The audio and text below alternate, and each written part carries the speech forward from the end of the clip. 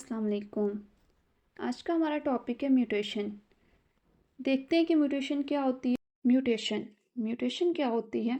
Sudden heritable change in genetic material of an organism. किसी भी organism के genetic material के अंदर अचानक से चेंज आ जाना जो कि हेरिटेबल हो। हेरिटेबल का क्या मतलब है? हेरिटेबल का मतलब है कि नेक्स्ट जनरेशन में वो पास हो। जो अचानक सडन का वर्ड हम लोग यूज कर रहे हैं। सडन मीन कि अचानक चेंज आया है।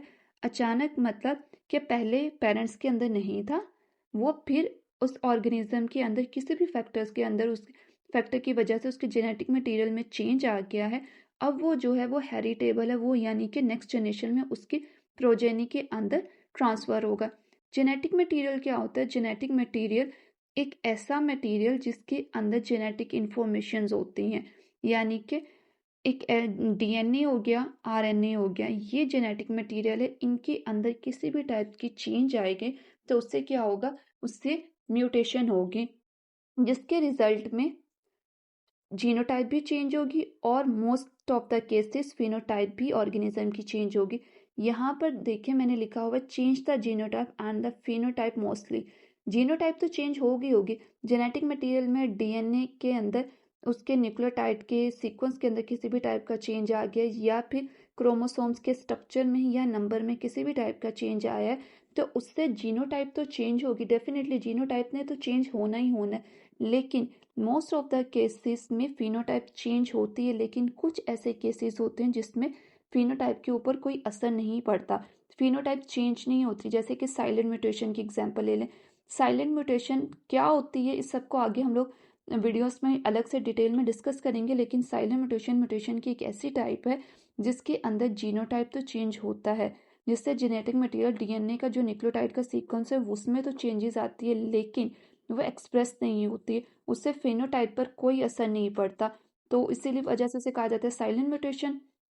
तो उसके साथ साथ एक और म्यूटेशन होती है कंजर्वेटिव म्यूटेशन। कंजर्वेटिव म्यूटेशन में भी क्या होता है कि जीनोटाइप का जो सीक्वेंस है वो चेंज हो जाता है, न्यूक्लियोटाइड का जो सीक्वेंस है वो डिस्टर्ब हो जाता है, वो चेंज हो जाता है, लेकिन उससे जो बनने वाली प्रोटीन है वो उसके ऊपर कोई फर्क नहीं पड़ता। तो वो भी क्या होता है, कंजर्वेटिव म्यूटेशन के अंदर भी फिनोटाइप जो है वो चेंज नहीं होती। तो मोस्ट ऑफ द केसेस जो है फिनोटाइप चेंज होती है, जीनोटाइप के चेंज होने से फिनोटाइप चेंज होती है, लेकिन कुछ ऐसे केसेस है जिनमें फिनोटाइप के ऊपर कोई चेंज नहीं आता। तो इसी वजह से कहा गया है सडन हेरिटेबल चेंज। अचानक से एक ऐसा हेरिटेबल चेंज आ जाना जो कि पहले पेरेंट्स के अंदर मौजूद नहीं था, लेकिन ऑर्गेनिज्म के अंदर उस इंडिविजुअल के अंदर आ गया, उसके जेनेटिक मटेरियल के अंदर, डीएनए के अंदर, आरएनए के अंदर चेंज आ गया, जो कि अब हेरिटेबल है, यानी कि नेक्स्ट जनरेशन के अंदर पास होगा। उससे जीनोटाइप भी चेंज हुई, उससे फिनोटाइप भी चेंज हुई। तो ये सब क्या है? ये म्यूटेशन है। Mutation is the source of discontinuous variation. Mutation जो है वो डिसकॉन्टिन्यूस वेरिएशन का एक सोर्स है। अब डिसकॉन्टिन्यूस वेरिएशन क्या है, इसको डिसकॉन्टिन्यूस को डिस्कस करने से पहले हम लोग देखते हैं कि वेरिएशंस क्या होती हैं। वेरिएशन का मतलब होता है चेंज आना, तब्दीली आना। अब कैसे चेंजेस आना है, देखें।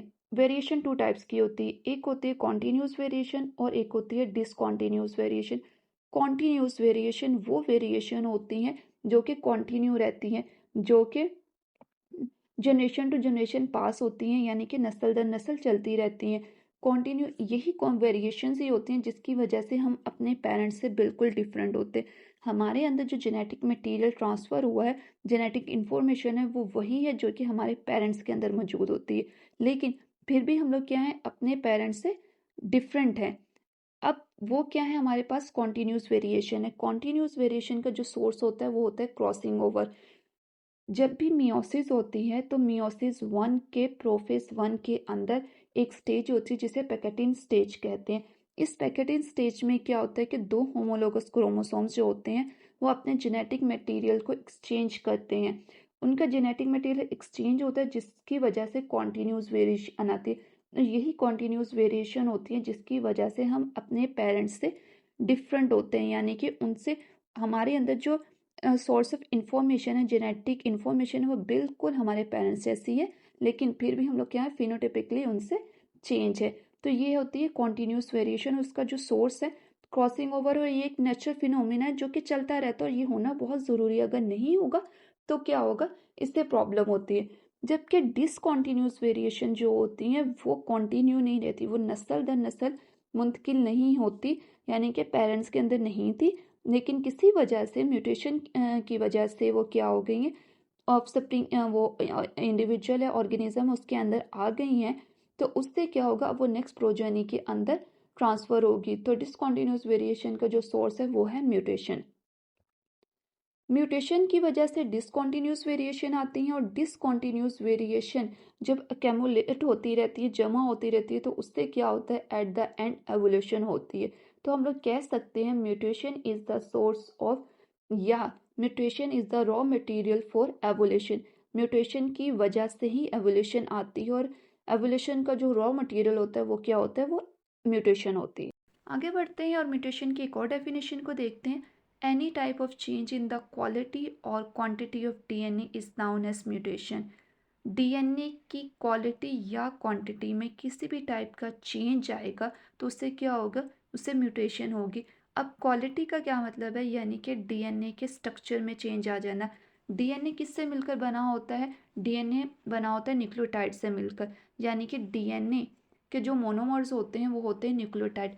न्यूक्लियोटाइड के सीक्वेंस में अगर किसी भी टाइप की वेरिएशन आएगी, चेंजेस आएंगी, तब्दीलियाँ आएंगी, तो उससे भी म्यूटेशन होगी। उसके साथ साथ अगर क्रोमोसोम के स्ट्रक्चर भी चेंज हो जाएगा, क्रोमोसोम्स का जो कोई सेगमेंट है वो डिलीट हो जाए या डुप्लीकेट हो जाए या फिर ट्रांसलोकेट हो जाए, यानी कि अपनी पोजीशन चेंज कर ले क्रोमोसोम्स का कोई स्ट्रक्चर, तो उससे क्या होगा, डीएनए की जो क्वालिटी है उस पर इफेक्ट पड़ेगा, तो उससे भी म्यूटेशन होगी। इसी तरह अगर क्वांटिटी में चेंज आ जाए, क्वांटिटी मीन कि क्रोमोसोम्स का नंबर है वो चेंज हो जाए, वो उसके अंदर किसी टाइप की चेंजेस हो रही, अगर क्रोमोसोम्स का नंबर बढ़ जाए तो उससे भी प्रॉब्लम होगी, उससे हेट्रोपोलाइडी टाइप की एक म्यूटेशन होगी।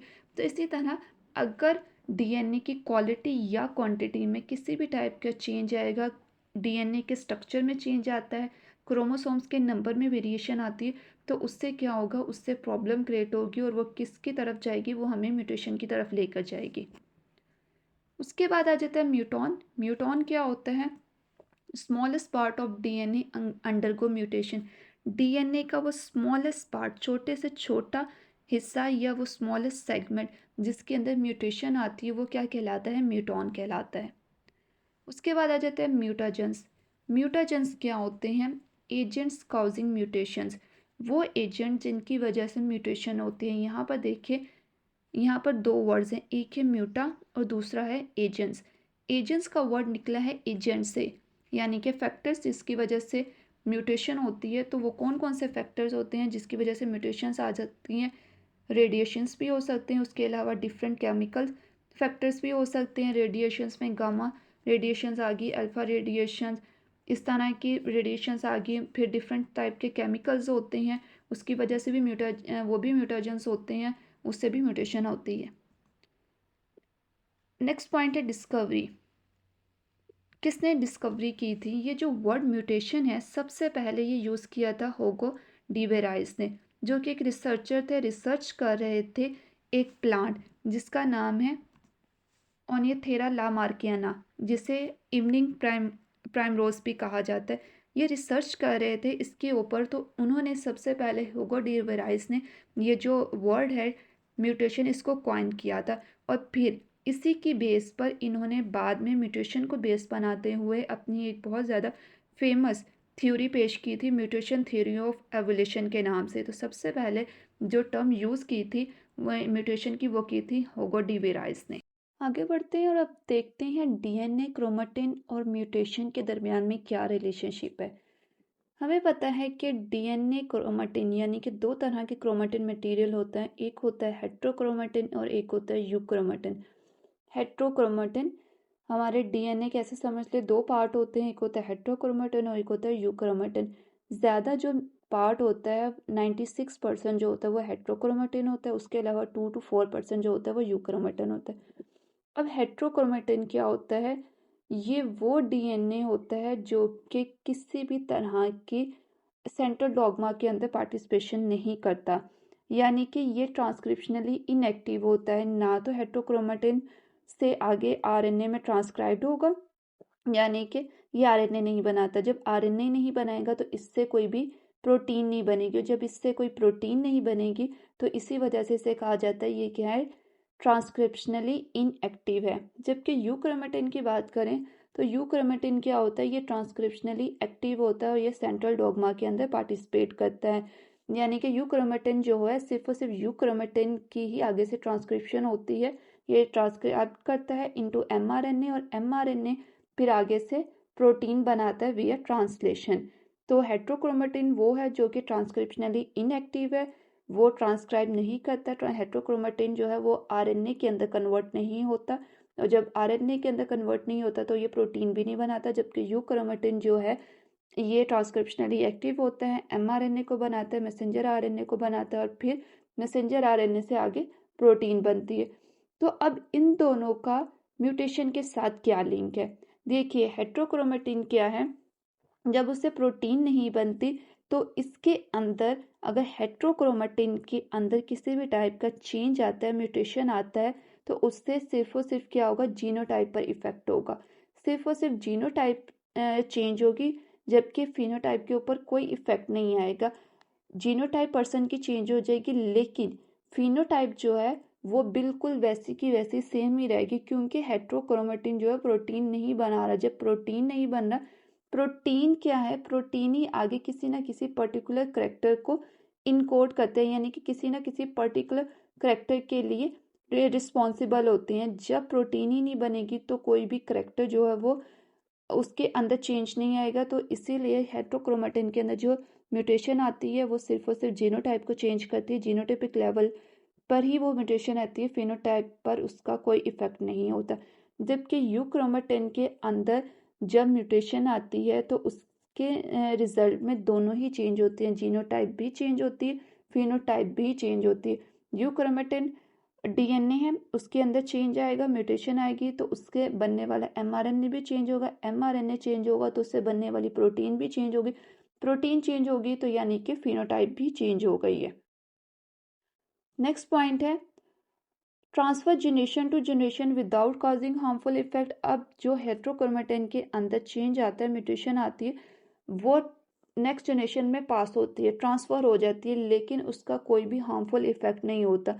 इसी तरह से हेट्रोक्रोमेटिन जो है वो कम्युलेट होता रहता है, उसके अंदर जो चेंजेस आती रहती हैं वो कम्युलेट होती रहती हैं और वो नेक्स्ट जनरेशन में एज इट इज पास हो जाती है। जबकि यूक्रोमेटिन जो है वो कॉजिंग हार्मफुल इफेक्ट, यूक्रोमेटिन भी नेक्स्ट जनरेशन में पास होता है, लेकिन क्या होता है, हार्मफुल इफेक्ट काउज करता है, या कभी कभी नेक्स्ट जनरेशन में पास नहीं भी होता। जैसे कि अगर हम लोग इसकी एग्जांपल ले लें, सिकल सेल एनीमिया की ले लें एग्जांपल, या थैलासीमिया की ले लें, इस तरह की जो भी जेनेटिक डिजीज है समटाइम्स वो नेक्स्ट जनरेशन में पास नहीं होती, क्योंकि अगर किसी इंडिविजुअल के अंदर वो सफ़र कर रहा है, पेशेंट है सिकल सेल एनीमिया का या फिर थैलासीमिया का, वो उसकी डेथ हो जाती है तो वो नेक्स्ट आगे प्रोजेनी में ट्रांसफ़र नहीं होती है, उसकी नेक्स्ट जनरेशन में ट्रांसफ़र नहीं होगी, तो वहीं पर स्टॉप हो जाएगी। जबकि हेट्रोक्रोमेटिन जो है वो नेक्स्ट जनरेशन में पास होता है without causing any type of harmful effect. Euchromatin जो है वो उससे जीनोटाइप भी चेंज होती है, फिनोटाइप भी चेंज होती है और ये हार्मफुल इफेक्ट भी काउज करता है। अब नेक्स्ट डिस्कस करते हैं types of mutation on the basis of body cell, यानी कि बॉडी सेल्स की बेस पर म्यूटेशन कितनी टाइप्स की होती हैं इसको देखते हैं। बॉडी सेल्स की बेस पर म्यूटेशन टू टाइप्स की होती हैं, एक होती है जर्माइनल म्यूटेशन और सेकंड होती है सोमैटिक म्यूटेशन या जिसे वेजिटल म्यूटेशन भी कहा जाता है। Germinal mutation occurs in germ cells. Germinal mutation जो होती है वो जर्म सेल्स के अंदर होती है, जबकि सोमैटिक म्यूटेशन या वेजिटल म्यूटेशन जो होती है वो सोमैटिक सेल्स के अंदर होती है। अब याद रखिएगा बॉडी के अंदर दो तरह के सेल्स होते हैं, हमारी पूरी की पूरी जो बॉडी है वो टू टाइप के सेल्स के ऊपर कंसिस्ट कर रही होती है, एक होते हैं जर्म सेल्स और एक होते हैं सोमैटिक सेल्स। जर्म सेल्स वो सेल्स होते हैं जो कि सेक्सुअल रिप्रोडक्शन के अंदर या जर्मिनेशन के अंदर पार्टिसिपेट करते हैं, ये गैमेट्स की फॉर्मेशन में इन्वॉल्व होते हैं। तो वो सेल जो कि सेक्सुअल रिप्रोडक्शन में इन्वॉल्व होते हैं, गैमेट्स की फॉर्मेशन के अंदर पार्टिसिपेट करते हैं, वो कहलाते हैं जर्म सेल्स। तो इनके अंदर जो म्यूटेशन आती है वो कहलाती है जर्माइनल म्यूटेशन। अब जर्म सेल्स कौन कौन से होते हैं, इसकी एग्जांपल आ जाती है हमारे पास ओवरी सेल्स और स्पर्म सेल्स। तो ओवरी सेल्स और स्पर्म सेल्स के अंदर जिस टाइप की भी म्यूटेशन आएगी, उनके डीएनए के अंदर म्यूटेशन आएगी, वो कहलाती है जर्माइनल म्यूटेशन। जबकि सोमैटिक सेल हमारी बॉडी के बाकी जितने भी सेल्स हैं जो कि बॉडी को बनाते हैं, वो कहलाते हैं सोमैटिक सेल, जो कि सेक्सुअल रिप्रोडक्शन के अंदर इन्वॉल्व नहीं होते, जर्मिनेशन के अंदर उनकी किसी तरह का भी कोई पार्टिसिपेशन नहीं होती, वो कहलाते हैं सोमैटिक सेल्स। पूरी पूरी पूरी पूरी बॉडी को बनाएंगे कि रिप्रोडक्शन के अंदर रोल प्ले नहीं करते, तो वो क्या कहलाते हैं, सोमैटिक सेल्स। हमारी आइज सेल्स हो गए, लिवर सेल्स हो गए, किडनी, ब्रेन के, पूरी बॉडी के जितने भी सेल्स हैं वो सारे के सारे क्या हैं, सोमैटिक सेल्स। तो सोमैटिक सेल्स के अंदर जो म्यूटेशन आती है वो कहलाती है सोमैटिक म्यूटेशन या फिर वेजिटल म्यूटेशन। अब जो जर्माइनल म्यूटेशन होती है वो हमेशा नेक्स्ट जनरेशन के अंदर ट्रांसफ़र होती है, वो इनहेरिटेड होती है, always inherited to the next generation, वो हमेशा पास होती है नेक्स्ट जनरेशन के अंदर। क्यों? क्योंकि जर्म सेल्स है, जर्म सेल्स के अंदर उनके डीएनए के अंदर म्यूटेशन आएगी, तो वो क्या होंगे, जब किसी दूसरे गैमेट के साथ फ्यूज़ करेंगे तो उससे क्या होगा, फर्टिलाइजेशन होगी और उससे जाइगोट की फॉर्मेशन होगी। अब जाइगोट की फॉर्मेशन होगी तो क्या होगा, पूरी की पूरी जो बॉडी है उससे बनने वाले सेल्स हैं उनके सब के अंदर म्यूटेशन आएगी, तो वो डेफिनेटली क्या हो रहा है कि नेक्स्ट जनरेशन के अंदर पास हो रहा है। जबकि सोमैटिक म्यूटेशन जो है, जो सोमैटिक सेल्स के अंदर म्यूटेशन आती है, नॉट इनहेरिटेड, ये कभी भी नेक्स्ट जनरेशन के अंदर पास ही नहीं होती, क्योंकि ये वाले सेल्स जो हैं, सोमैटिक सेल्स जो हैं, वो रिप्रोडक्शन के अंदर पार्टिसिपेट ही नहीं करते, सेक्सुअल रिप्रोडक्शन के अंदर पार्टिसिपेट ही नहीं करते। जब वो पार्टिसिपेट ही नहीं करेंगे तो उनके अंदर जो आने वाली म्यूटेशन है वो नेक्स्ट जनरेशन में पास ही नहीं होगी, accept in a few cases. सिर्फ कुछ केसेस है जिनमें क्या होता है, सोमैटिक म्यूटेशन जो है वो पास होती है, वो ट्रांसफ़र होती है नेक्स्ट जनरेशन में। और वो कौन से केसेस है, इनहेरिटेड ओनली ड्यूरिंग वेजिटेटल propagation in plant sexual reproduction. ये तभी ये पास होती है सोमैटिक म्यूटेशन नेक्स्ट जनरेशन में जब सोमैटिक सेल्स खुद पार्टिसिपेट करते हैं ए सेक्सुअल रिप्रोडक्शन के अंदर। जैसे कि प्लांट के केस में क्या होता है, वेजिटेटिव प्रोपोगेशन कर रहे होते हैं प्लांट्स, उसमें सोमैटिक सेल्स जो होते हैं वो इन्वॉल्व होते हैं, तो इस वजह से इसलिए उनके अंदर जो म्यूटेशन होती है वो उसके चांसेस होते हैं कि वो नेक्स्ट जनरेशन में पास हो। अदरवाइज बाकी जितने भी सोमैटिक सेल्स होते हैं उनके अंदर आने वाली म्यूटेशन जो है वो नेक्स्ट जनरेशन में पास नहीं होती। लास्ट पॉइंट है raw material for evolution. Germinal mutation जो है वो हमेशा रॉ मटेरियल होती है एवोल्यूशन के लिए, जबकि सोमैटिक म्यूटेशन जो है not play role in evolution, किसी तरह का भी रोल प्ले नहीं करी होती एवोल्यूशन के अंदर। आगे बढ़ते हैं, कुछ और टाइप्स के म्यूटेशन को डिस्कस करते हैं। म्यूटेशन सोर्स के बेस पर टू टाइप्स की होती है, एक होती है नेचुरल म्यूटेशन, एक होती है आर्टिफिशियल म्यूटेशन। नेचुरल म्यूटेशन वो म्यूटेशन होती है या जिसे स्पॉन्टेनियस म्यूटेशन भी कहा जाता है, जो कि नेचुरली होती है, यानी कि कुदरती तौर पर हो रही होती है, इसमें किसी भी टाइप के बाहर से इन्वॉल्वमेंट नहीं होती है, ये खुद ही सडन चेंज आ जाता है उसके अंदर डीएनए के अंदर, तो इसीलिए इसको कहा जाता है नेचुरल म्यूटेशन या फिर स्पॉन्टेनियस म्यूटेशन। आर्टिफिशियल म्यूटेशन या फिर जिसे इंड्यूस म्यूटेशन भी कहा जाता है, ये वो म्यूटेशन होती है जिसे खुद इंड्यूस करवाया जाता है लैब्स वगैरह के अंदर अपने डिज़ायर करेक्टरिस्टिक्स को अचीव करने के लिए। नेचुरल म्यूटेशन का नेक्स्ट पॉइंट है नो एक्सोजीनियस म्यूटेशंस यूज़। इसमें नेचुरल म्यूटेशन में किसी भी टाइप के कोई बाहर से एक्सोजीनियस यानी कि बाहर से कोई भी म्यूटेशंस को यूज़ नहीं किया जाता, बल्कि ये नेचुरली हो रही होती है। जबकि आर्टिफिशियल म्यूटेशन के अंदर डिफरेंट टाइप्स के म्यूटेशंस को यूज़ करते हैं, केमिकल्स को, रेस रेडिएशंस वगैरह को, एक्स रेज को, यूवी रेज को, अल्फा रेज, गामा रेज को, इनको यूज़ किया जाता है केमिकल्स को, ताकि खुद से म्यूटेशन को इंड्यूस करवाया जा सके, म्यूटेशन को डीएनए के अंदर लाया जा सके।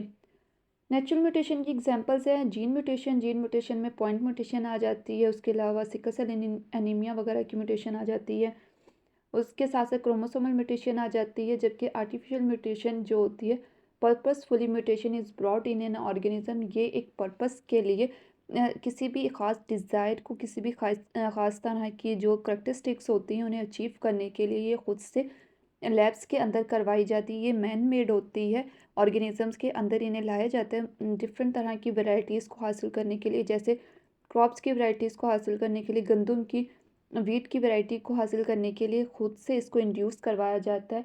इसी तरह एनिमल्स के अंदर भी म्यूटेशन को लाया जाता है ताकि उनके अंदर जो डिफरेंट टाइप्स की करेक्टरिस्टिक्स हैं अचीव किए जा सके, तो ये होती है आर्टिफिशियल म्यूटेशन।